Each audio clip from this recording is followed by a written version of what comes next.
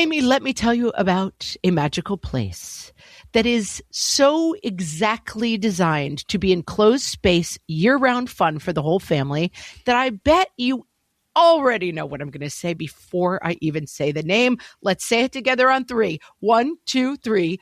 Great Wolf Lodge. You got it, Amy. My kids loved Great Wolf Lodge when we went. You probably already know that it has a huge indoor water park with a wave pool, lazy river, a bunch of massive water slides. But then your pack can hit the other attractions because, wait, there's more. Great Wolf Lodge has adventure-packed attractions like Magi Quest, a live-action game kids can play throughout the lodge, plus the Northern Lights Arcade. Spent some quality time there, so your kid who loves the lazy river and your kid who loves fantasy games will both have a great time. Great Wolf Lodge also offers great dining options and complimentary daily events like nightly dance parties, all under one roof. Unpack the car once and you're settled in to have fun. And with 22 lodges across the country, you're always a short drive away from adventure. We've both had such great times at Great Wolf Lodge, so bring your pack together at a lodge near you. Learn more at greatwolf.com and strengthen the pack. It's pretty brutal. What fresh hell? Laughing in the face of motherhood. I'm getting a very creepy feeling, Amy. With Margaret Abels and Amy Wilson. None of them can get their printers to work. A podcast that solves today's parenting dilemmas so you don't have to. I am team old at this point.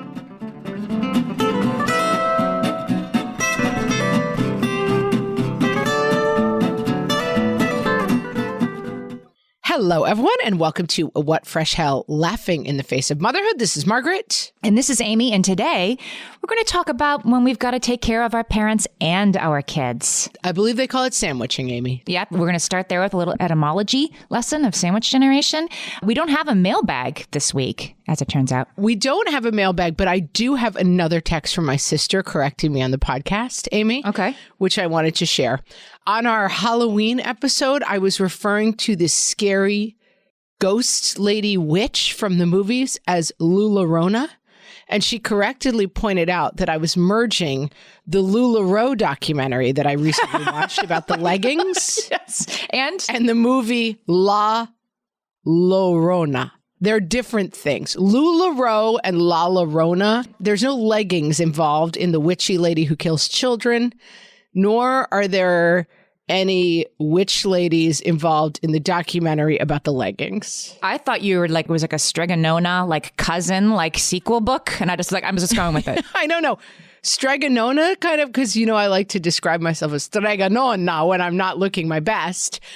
A lot of things came together in that reference, and my sister Kate is 100% correct that I misspoke when I called that movie LuLaRona. Thank goodness for sisters to tell you when you are 5% incorrect on something. Listen, Kate monitors this podcast extremely carefully for my mistakes, and I'm glad we have her. You know, like on soap opera sets, they have a consultant who's there to be like, no, she can't have a drink. She was an alcoholic 4 years ago. They get like a super fan on a soap opera set to keep track of all the plots because... Wow. Because even the writers, they generate too quickly. Because it goes on for 14 years. And it's like, no, she does have a sister. She murdered her in 1971, whatever. Like there's somebody on the set who's way into it. Game of Thrones. My husband could do this job for Game of Thrones. Like, no, that blacksmith can't have that sword. He lost it in the river in episode 2. Mm-hmm. That's the role that my sister plays for the What Fresh Hell podcast. All right. Good for her. I'm glad you're out there, Margaret's sister. You know that I am. This week, I have a lot of research. I've brought the receipts this week. We're going to talk about this because this is a real issue, taking care of our parents and our kids at the same time. If you're not there yet, I'm not really there yet. We will be one of these days. There's demographic reasons for that. And so let's get into it, right? Let's dive in, Amy. You were saying before, like, this is the sandwich generation. So that was that's where I started. Like, okay, who came up with the sandwich generation? When did that start becoming a word? It was a social worker named Dorothy Miller. She wrote an article back in 1981.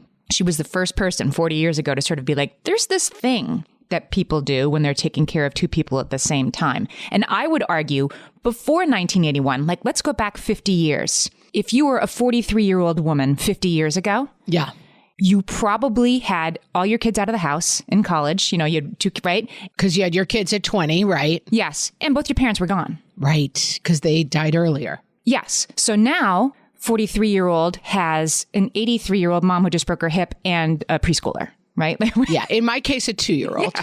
So it's just a demographic reality that more and more of us, as we have kids later and our parents live longer, which are both, wonderful things, that this is going to be a reality for more and more of us. I recently heard someone say, as kind of a throwaway line on a podcast, we have doubled human life expectancy in 100 years. Holy cow. And I thought, how is that possible? And life expectancy 100 years ago was like under 50. Yeah. That seems incredible to me as a person approaching, this age that I should be dead, basically. 100 years ago, I'd be like, put Meemaw out on the raft. You're a Lula Rona in a cottage if you made it to 50. I was just Lula. I was Strega Nona, Lula Rona, and Lala Rona all at the same time. Yes, here's a demographic thing for you. In the next 40 years, we expect the number of Americans who are ages 65 and older to increase by 92%. Yeah. There will be another 45 million of people in that category than there are now.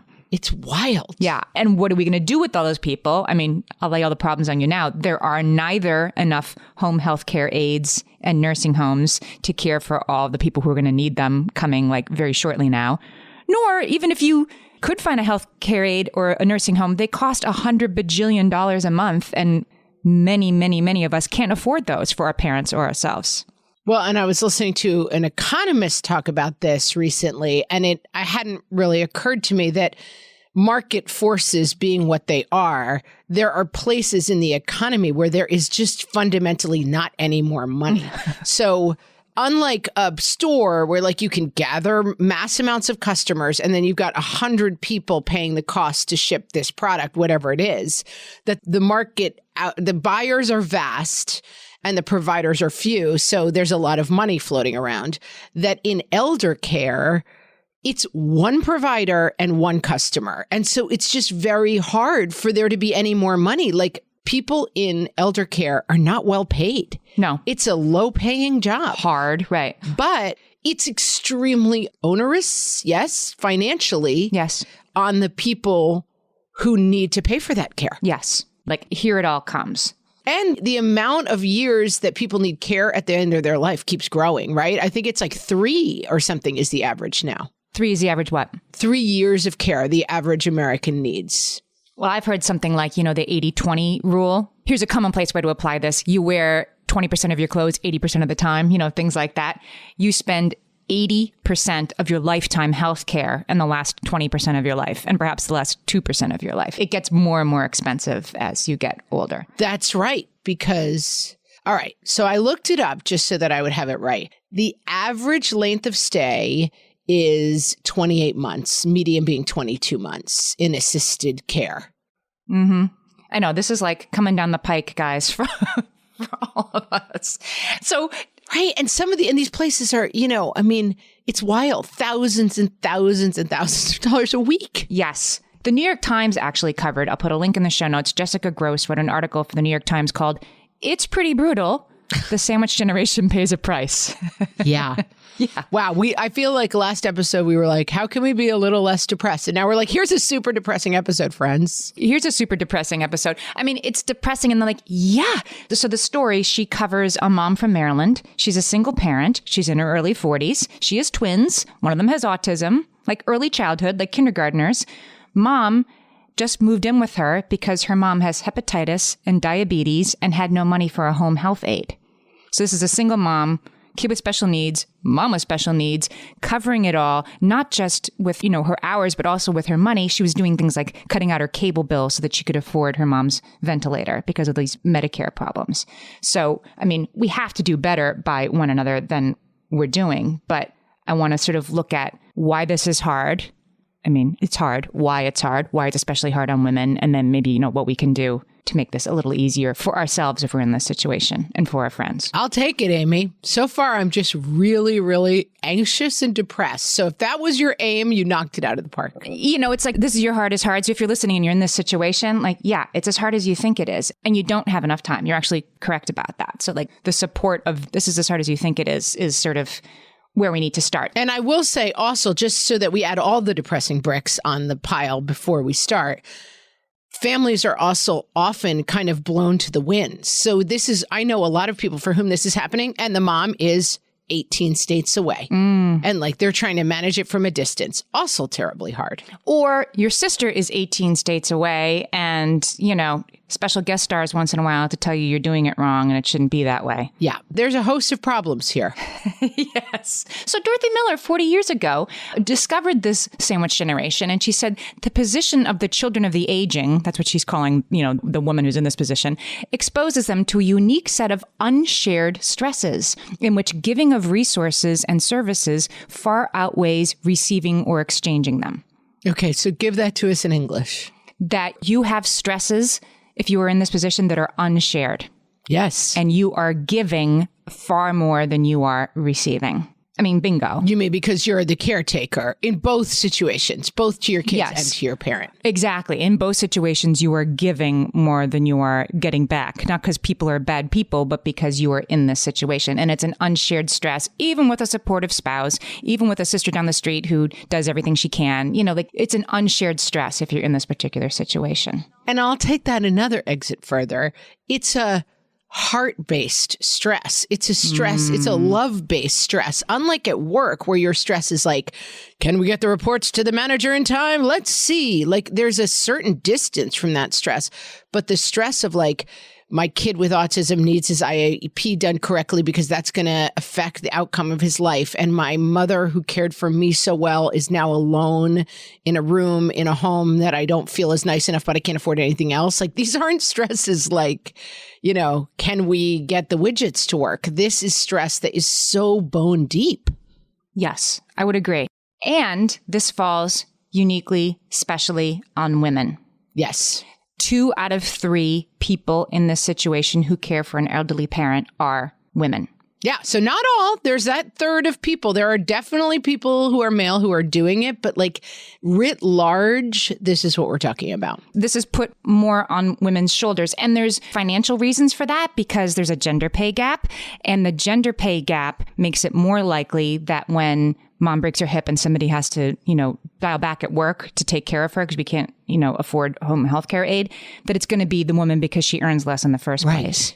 It also, I hadn't considered this, that the gender pay gap also makes it more likely that the aging female parent will need financial support, will need more support because she won't have had the earning power in her life. You're truly getting it coming and going, right? Like the female has less money. Yes. And also men don't live as long as women. And so often it's the female surviving parent and they're 10 years into a pension that maybe is dwindling. And that's right. Like they've used up a lot of their savings.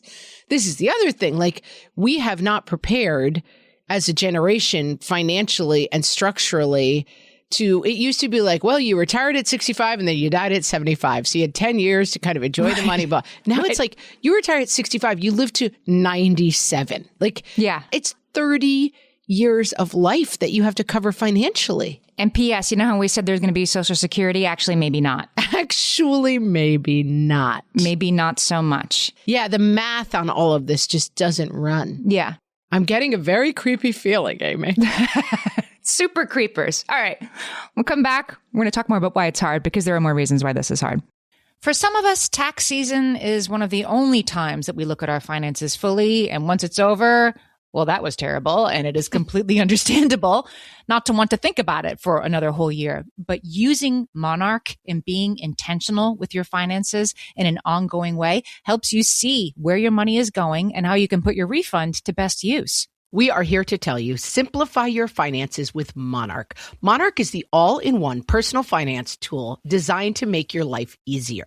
It brings your entire financial life, budgeting, accounts and investments, net worth, and future planning together in one dashboard on your phone or laptop. Feel aware and in control of your finances this tax season and get 50% off your Monarch subscription with code FRESH. As you know, my husband and I are preparing to send, 3 kids off to college, and I cannot tell you how helpful Monarch has been in showing us our full financial picture, helping us to track our spending and reach important savings milestones. Our weekly meeting, Amy, it's now run by Monarch. Love it. Achieve your financial goals for good with Monarch, the all-in-one tool that makes money management simple. Use code FRESH at monarch.com for half off your first year. That's 50% off at monarch.com. double-caretaking.com, code FRESH. You know that thing where you get an amazing pair of shoes at a really great price and want to tell everyone about it? Yeah, so do we. Here at Designer Shoe Warehouse, we'll give you something to brag about, like the latest styles from brands you love, or the trends everyone's obsessing over, or shoes that make you feel like, well, you. So go ahead, show off a little. Find shoes that get you at prices that get your budget. Head to your DSW store or DSW.com today. DSW, let us surprise you. Okay, Amy, I'm so excited to be back and talk more about why. I can't wait to get to Solved It on this episode. When we solve Social Security, gender pay gap, and aging, we're going to be in great shape at the end of this episode. Oh, let's talk about 2 reasons why caring for a parent, it's fraught, right? To care for your parent, it's sort of like the wrong order of things. Why that's difficult, even in a way that caring for your kid is not. Okay. I know this one already, but run me through it. Yeah, okay. The first one is when your parent doesn't want the caregiving that they clearly need and that you are offering them. Yeah, it's a role switch, which is very difficult. It's the classic taking away the keys, right? Like, yes, the dad who's always run the show, you're now like, actually, I don't think you should be driving anymore. And that's not great. Not a great dynamic. Right. They don't want to be in this position at all. So you are doing this for them. And then, does this sound familiar? It's like a teenager. Like, they need you and you're also a jerk because they need you. Yeah, it's a really, really, really hard dynamic in terms of that. That's right. That, like, unlike a child who I think fundamentally doesn't want the care. That's right. A teenager doesn't want the care anymore, needs the care. And similarly, a parent probably doesn't want the care, needs the care. They resent the care. And they're not just, I want to broaden this lens a little bit because there are people listening who for sure have a parent living with them or who lives down the street that they are with every day, caring for every day in that very intense caregiving stage. And there are a lot more people who are in the position of my parents' finances are a mess. They didn't plan for retirement and they have nothing, right? The roof has a hole in it and they're not doing anything about it. Mm-hmm. That you're taking on half of adults actually in their 30s and 40s say they take on some of the, the sort of the caregiving, the logistical caregiving, the financial caregiving of their parents. Right. And I would say, a majority of couples, or at least half of couples, have at least more than 2 sets of parents, right? You have parents, in-laws, step-parents, step-in-law, you have a bunch of older people in your life at this point. It's not just like, it's just my mom and we'll figure it out. It's a lot of people up there. And the chance that if you've got 2 sets of parents, both you and your spouse have 2 sets of parents, meaning your original mother, father have split and have new spouses, the chance that all 8 of those people are financially sound and making good choices and have planned completely and are going to take care of themselves in retirement, not great. None of them can get their printers to work. Well, right? That's the least of it, for God's sakes. That's like 6 households. You've got to be changing the ink once a month. Changing the ink and helping them set up the Zoom. Exactly. Yeah. I cannot go down that road because I'm so close to being that person, Amy, that I cannot goof on anyone else for being technically absurd. As a semi-old, I can say, right. I am a semi-old, and let me tell you, I am team old at this point. The pandemic sort of put that into like sharp relief for me. Like, oh, we need to be doing this. Like, this is the kind of stuff that you wait and then hurry up about. Like, what is your retirement planning? What is your end of life planning? Like all that stuff. Oh, for yourself. For yourself, but also for my parents. Like when we were like locked down, I'm talking like beginning of the pandemic, when literally anything could happen, right? When there were like freezer trucks outside the hospitals. I was like, I'm nowhere. Like I think I know their dates of birth. I'm not sure I know what their insurance information is. I don't know what some of the parents and in-laws, I wasn't sure what their end of life directives were. If they had one, if they had a will, if they did this. And it all of a sudden became incredibly important to me. So I made a huge, bullet point list of these are the 18 things I need to make sure I have for both sets of our parents. And that list has remained in bullet point form because it's hard. I don't want to talk about it. I don't want to have these difficult conversations. Hey, have you thought about how you want to die? I will lean on solutions. I know it's early for solutions, but I do think this is one of the smartest things you can do for yourself. And sometimes the solutions are elusive because I will tell you that if you don't have money, the solutions are extremely elusive. Like there are no good choices if you don't have any money. Like if you do not have some sort of retirement savings or, insurance or all of those things you need, those solutions get very cloudy. But my father had kids late. And so he's older. And I think that because he's older, he's had an easier time. I mean, my dad, sometimes we joke him that like every day he's like, well, this is what I want you to do with this urn after I go. You know, like he's kind of into this kind of planning and is not afraid to give voice to it. But I had to lean in a little bit and have these tough conversations. My mom died a couple of years ago. And, you know, I think we had really stark and scary conversations about like, what do you want? What interventions do you want? What does it look like for you to have a successful death? I mean, it's a scary thing to say to your mom, but leaning into those things, I created a Google Doc at some point. Something happened. I don't remember what the inciting incident was, but something where I either couldn't get in touch with my dad or he ended up having to get something done medically and I didn't know the information. I created a Google Doc and I said, what are your neighbors' phone numbers? What is the name of your doctor? What is, you know, and just write down all of this information for me so that we have it. Like, who is the executor of your will? Who holds all that information? What are your passwords for all of your accounts? And those kind of conversations are difficult, but the technicalities you can always sort out. If somebody dies, you can take a couple of months to be like, believe me, shutting down my mom's Facebook account was like a week of my life, but you can do it. Would it have been easier if I knew where the password was written down? Yes. What you can't do is have a parent who needs a feeding tube and 4 siblings and nobody knows the answer to whether or not that's the right next step. Yeah. And if you are willing to sit down and have these really hard conversations, what does a good day look like for you as a person in very ill health when you're older? Like, okay, you can't leave a hospital bed, but we can come visit you. Is that good to you? I mean, really hard conversations, but having them is so worthwhile. I guess it kind of reminds me of the things we've said about having difficult conversations with kids recently, that like talk, you don't have the talk once, you have 100 the talks and you have them in little ways. And this seems like a huge thing to bring up.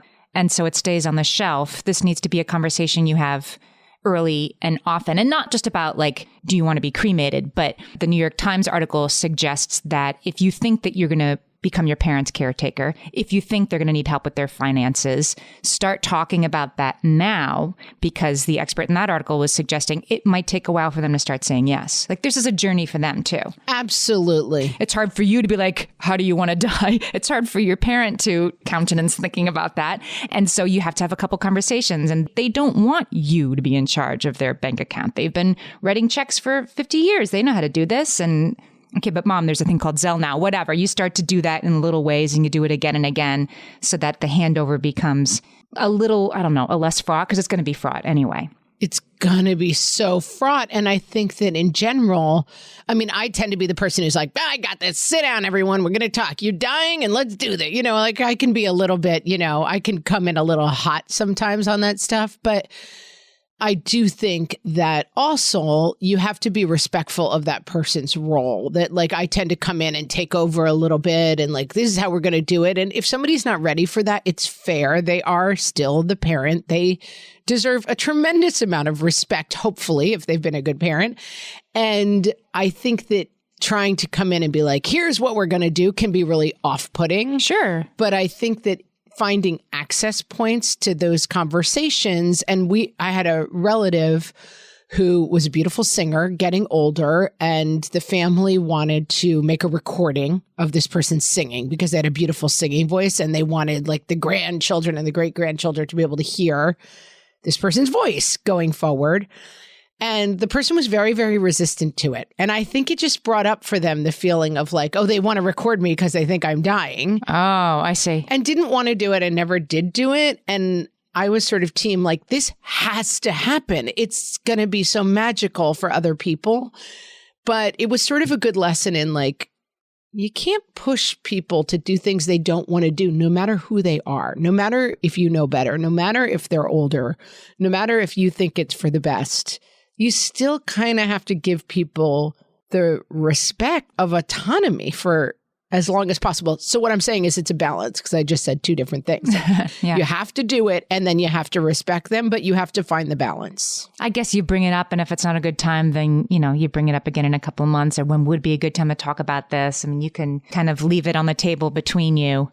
And look, it's the same thing as with kids, right? If you bring up, my daughter just last night was explaining a difficult thing she was going through in one of her friendships, and she wanted to talk about it until she did not want to talk about it, if you feel me. And so we stopped. And we talk about this all the time, not having conversations. Yes. When the emotions are high. So when you discover that your parent does not have enough savings to make it through the year, it is probably the time for everybody to walk away and be like, okay, this is scary and upsetting, and then come back and involve everybody at a calmer time, And similarly, like when someone's feeling fraught or nervous is maybe not a good time. And people have such different experiences of this. Like, I feel like my mom was really able to be like, my mom was just a very, clear-eyed person in a very specific kind of a way, and able to be like, okay, this is what we're facing. These are the choices I'm interested in. These are the choices I'm not interested in.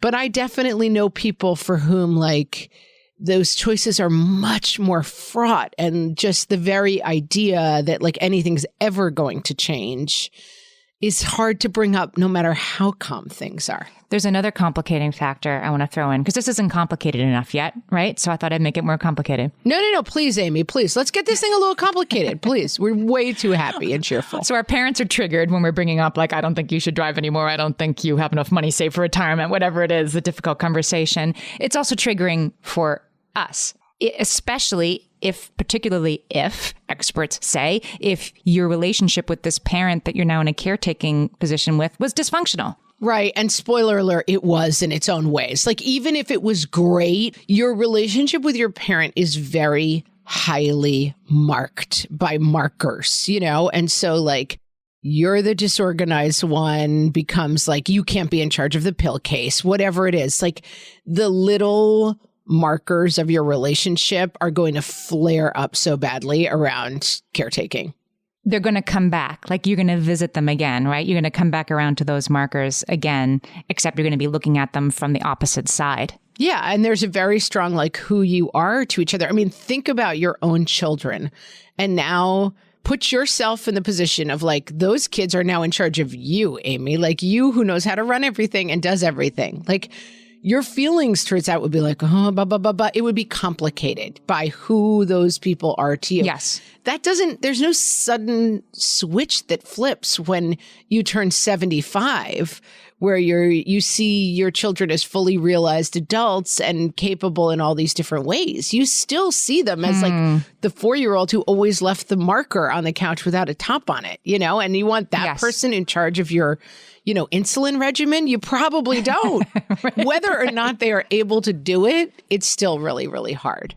Okay, so it's hard. It's hard. I think that part, Amy, I believe we have established a baseline of it's really, really hard. We had a listener write in recently with a question saying, how do I find time to work out? She was already getting up at 5:30. She had non-integrated spouse. I forget the details, but basically it was like, I'm already getting up at 5:30. My spouse isn't around. I got the kid. I got the parent. I get up at 5:30. So when am I supposed to work out? And, the answer is you're not. Like, I don't know when you're supposed to work out. If you're in this position where you have kids you have to take care of and parents, there actually literally is not enough time. It isn't like you could be writing that novel if you really wanted to. There is actually not enough. Rise and grind does not apply, guys. Rise and grind. Rise and grind. Right. Want it more, try harder, get up earlier. It is not sufficient to meet the demands of this moment. I was going to say, and so the thing that gets paused is, your mental health, your physical health.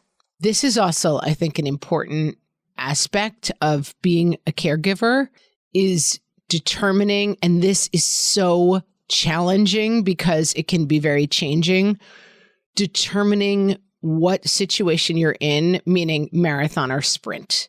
Is this an acute problem that you need to put your life on hold for 3 weeks and deal with? Mm-hmm. Or is this a problem that is going to go on for 3 years? Because I think a lot of the people who I see who have the worst time of this They are in a sprint that goes on for 6 months, 7 months. You're right. Then in a year and a half, and then 2 years. And you cannot actually do that. And so one thing that usually, I shouldn't say usually, but in my experience, I remember with my grandmother, who was, in great shape, 86. I can't believe she does it all, driving, doing all her things, had a fall.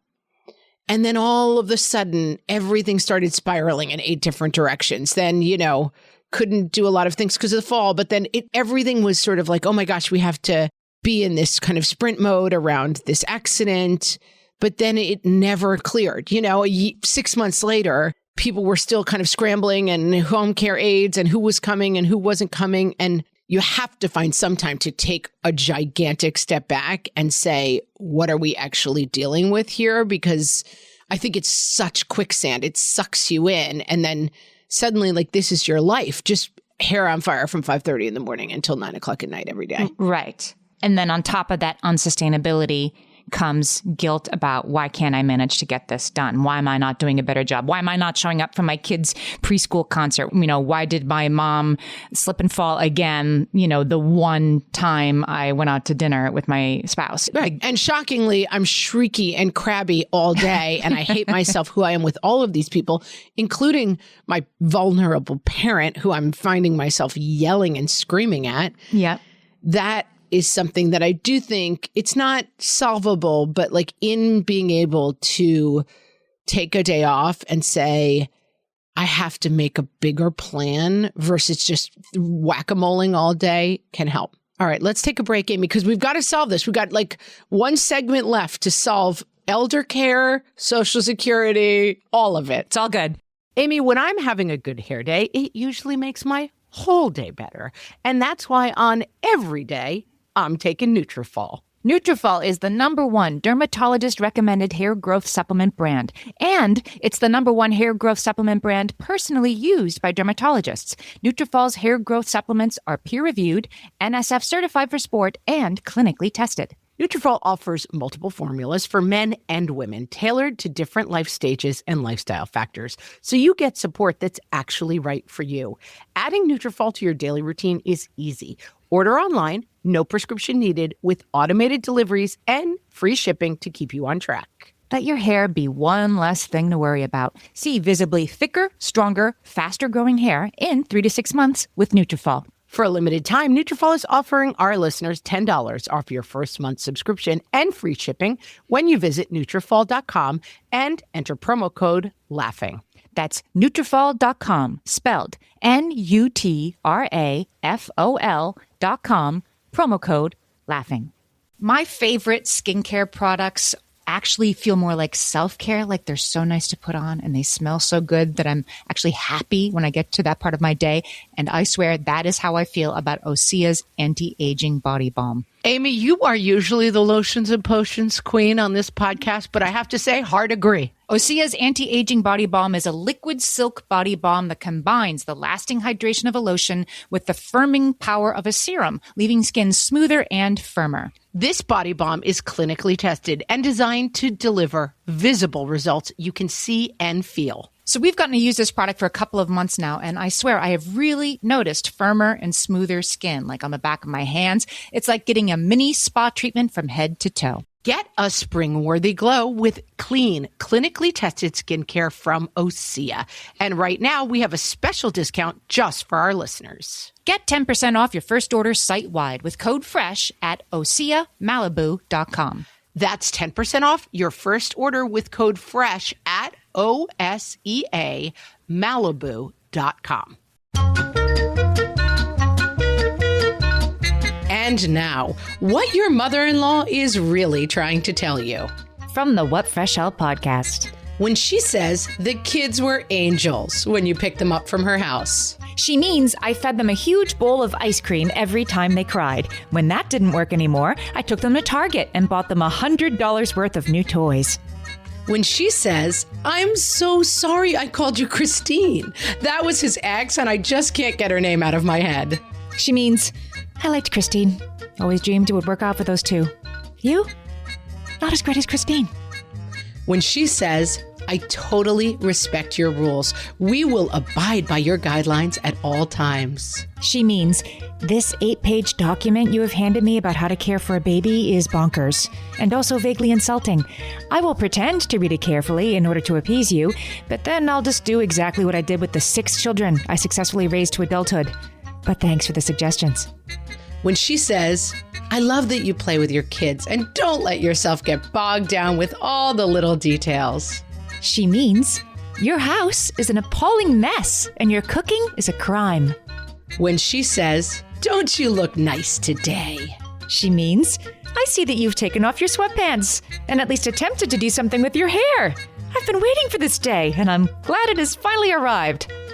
When she says, your children have such independent spirits. She means, kids would never have been allowed to behave like rabid wolverines in public back in my day. I just hope I can impart enough discipline in the rare times I'm with them to turn the tide. When she says, I cherished every single day with my babies. I enjoyed every second of their amazing childhoods. She means, it's been 30 years since I had a baby in the house, and I have completely blocked out the reality of what that experience actually involved. This has been What Your Mother-in-Law is Really Trying to Tell You. From the What Fresh Hell podcast. Okay, so Laura Kosej, she's a therapist. She works with people who are in this situation of being a dual caregiver for kids and elderly, the sandwich generation. Laura, we need you. We need you, Laura. She has a couple of ideas. These were from an article in One Medical. I'll put the link in the show notes. The first one is that prioritizing your self-care is crucial because if you don't prioritize your self-care, that can lead to, heart disease, diabetes, addiction issues. Like if you don't take care of yourself, you're not going to be able to not only take care of other people, but take care of yourself. So you actually need to prioritize self-care. Don't put that walk that you used to do with your friend on the back burner. You should actually put it first and lose the guilt about it because she argues it's actually as important as all the other stuff that you're doing for other people. Oh, it absolutely is. And hear us, because we've talked a lot about this on the podcast. Self-care doesn't mean like, I get a manicure. Self-care doesn't mean, maybe it does for you. Maybe it does. Right. Exactly. Self-care is one of those words that I think becomes kind of buzzy, and it means like, I'm going to get a massage gift certificate, whatever. Self-care could mean I need to put getting 8 hours of sleep a night at the top of my list. Nothing gets in the way of that one thing. Right. Everything else I will deal with, but that does not change. Right. It might mean watching TV and it might mean not watching TV, right? Whatever it means for you. She defines self-care, I like this, as any activity that slows down the tempo around you and provides a break. Like for me, going to get a manicure, it's like getting my teeth cleaned or something. Like I'll do it, but it doesn't fill my cup. And she also says like, start small. Do not let this be the thing you feel guilty about. Like I should be, riding the bike 4 times a week. Ride for 10 minutes once a week. Start very small. Do breathing exercises in the pickup line. Like give yourself one little thing. Go to bed 15 minutes earlier tonight because that's better than nothing. And the most important part is to lose the guilt, as if you're somehow taking away from one of the people you're taking care of when you take a nap when somebody else is there to watch the kids once in a while.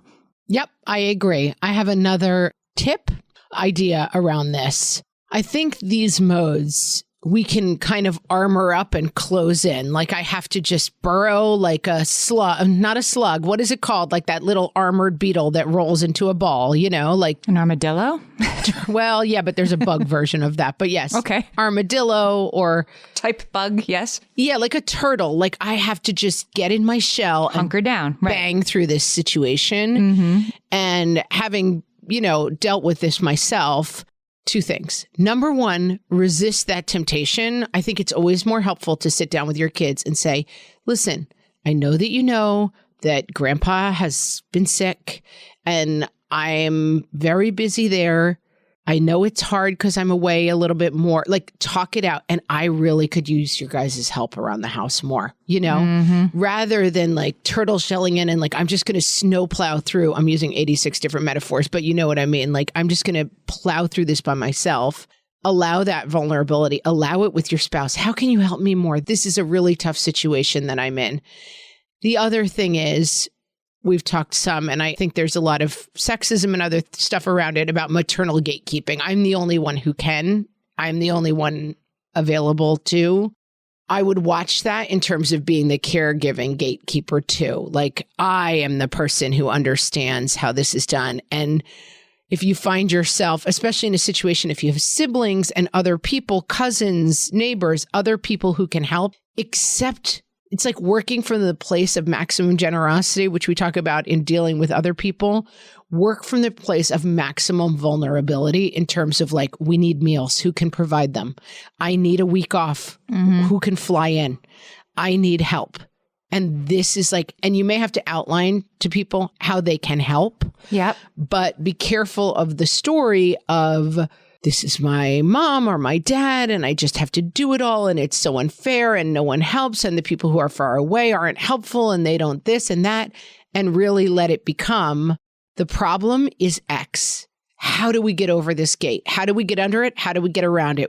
I had this conversation with my mom quite a bit when she was very, very sick. What are the absolutes, you know? She obviously was not happy, was very, very ill and not feeling well. And we would sometimes start the day like, okay, what don't you like? Well, I don't like having other people caring for me. I'm like, sorry, that is not an option. Like, that's not possible to get out of the situation. So what else? And some days it would just come down to like, a Haagen-Dazs vanilla milkshake would make me feel better today. And it's like, we're going to put that in the win column, but be very frank about what are the problems and who can solve the problem. And if the answer is always only me, you got to look at that a little bit. Yeah. Laura Kosiage, this therapist, says that another tip she had, which I guess is sort of related, is that you have to be honest when you're hitting your limits. And this is something that it's hard for me to do. It's even beyond the like, I need a break and somebody has to come in for a week. It's just the I need a break part. Like admitting that to myself, that I have hit the limit of what I am able to do myself when I'm in one of these sort of intense caregiving moments is very hard for me to admit because I feel like I should be able to handle it all. A better parent would be able to. Well, and you and I talk about in business, we talk a lot about like, we're constantly kind of looking at our systems and saying like, okay, this system is a problem because like only one person looks at it. And if they make a mistake, there's no check. And so let's, you know, and we're constantly revisiting our systems. I think what's hard is that we don't set up systems because we don't want to admit that the thing is happening. Right. And so we never take the time to sit down and be like, okay, it's going to be this many pills and this person is dying and like this is how the box is set up and this is how much care we need and let's all get together, because that would involve confronting the reality of like, this isn't getting better. This is the real reality that we're facing. And so we kind of just do catch as catch can rather than sit down and have the hard conversation that is, I don't think you're going to be able to drive anymore. I don't think you're going to be, these are horrible things to face, you know? I don't think you're ever getting out of bed again, whatever it is. And if you have a kid with like severe dyslexia or something like that, that's something to work towards. You have a goal. Right, you're going to fix it. They're going to have dyslexia, but it's going to get a little better with your help. And like someday they're going to be able to read that thing. Like you are moving towards the light, even if you can't see that. You can trust that one day this kid is going to maybe be able to do something on her own that she can't do now, right? And then, but it's the going the other way that I think must make it particularly difficult to say, oh, this is where we are, and it's not changing, and it's not getting better, and it's not going to self-resolve. No, but I'm going to lay a little Ram Dass on you, Amy. Oh boy, go ahead. One of my favorite quotes, we are all just walking each other home. That's where we're going. And like, it's your job to say, like, how can I help you at this part of the walk? But if you deny that we're going home, you're not going to be able to be helpful. My grandmother lived with my parents for a while, and she had Alzheimer's. And I mean, she lived with us for most of my life, but she had Alzheimer's towards the end. My mom was her full-time caregiver, you know, like every day. God, we just got to pause and say, God bless Nancy Wilson. I mean, she did it all. 6 kids and taking care. Oh, God bless her.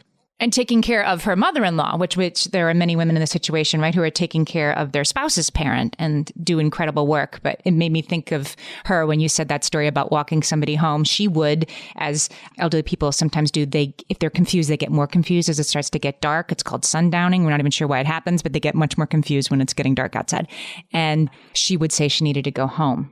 And it was not solvable in the macro in terms of she was home, and solving her agitation about not being home when she was home was hard. But what my dad figured out could work is it would be right when he was getting home from work that she would start to be getting very agitated, that she needed to go home. And instead of convincing her that she was home, all that, he would say, okay, I'll take you. And he'd walk her around, my own childhood home, and then lead her right back to her chair, where she would suddenly totally accept she was home and be fine and be happy for the rest of that night until tomorrow when you had to do it again. Yeah. And I think you can it's like the Haagen-Dazs milkshake you were saying, like bring the win closer and celebrate the small wins of like, for right now, this is okay. For right now, I've done a good job. I think that's right. I mean, I wasn't even picturing talking about this when we talking about this episode, but I do think that that's right. That like, in that you have a parent you value and you're trying to be helpful to them, that like, when you see it as like, this is only getting worse and worse and worse, and of course, that is how you see it. I mean, of course, that's very natural. But if you can kind of shape the story a little bit as how can we make this last like walk that we're going to take together as least fraught as possible so that we can enjoy whatever we can enjoy of this time that we have left. It seems a little more the way to go, but it is fraught when you're busy, like, but the caregiver didn't show up today and I don't know this. And you're so in over I remember at some point I had someone on the phone when I was trying to do something way above my head in a caretaking place. And the person said, well, do you have any medical training? And I literally screamed, I'm a comedian at the person. And it's like, right, you do find yourself way, way over your head. But like, you're not a doctor. There's a lot of stuff you can't do. And fundamentally, all you can do is try to survive the situation, but that involves like staring down where you are in it and then not being afraid to say it out loud enough so that you can make plans to make it better. Yeah. Solved it. Yeah, there you go. So don't worry about it, guys. Yeah, I mean, we ended up talking a little bit more about aging parents and not as much about dealing with kids, but I do think, asking for that acceptance. And I also think being honest with your kids is really helpful in this situation. Like, this is what's going on and this is hard. And if you have that parent living with you, obviously you've got to constantly have those conversations with your kids. And this is real. I think we spend a lot of time with our kids, trying to make them good people. And what makes kids people, human people, is facing the realities of life, which is a lot of this stuff. Yeah, I agree. Well, if you're listening to this episode and you're in this situation and you got the kids and you got the parent and you have all of it, we get it. We see you. We admire you. You're doing a great job. Do something for yourself today, even if it's 10 minutes of closing your eyes and taking deep breaths. It's worth it. And if it's a manicure, we're not here to judge you. That's fine. That's just not our preference. Right. Friends, we were led to this topic on our Facebook group, facebook.com/groups/whatfreshhellcast. You should come join our Facebook group, and then you can be part of these great conversations that are happening over there. This was suggested by Marianne. I want to give a shout out to that because, Marianne, I lost your original question along the way, but thanks for suggesting this topic because it is a good one. It was a good one. Thanks. This was a good conversation. I enjoyed it. Yeah, needed this. Although I'm slightly depressed. All right, we'll talk to you next week, friends. Thanks. So long.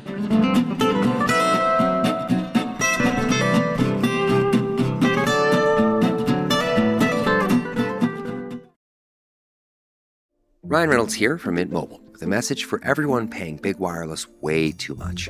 Please, for the love of everything good in this world, stop. With Mint, you can get premium wireless for just $15 a month. Of course, if you enjoy overpaying, no judgments, but that's weird. Okay, one judgment. Anyway, give it a try at mintmobile.com/switch.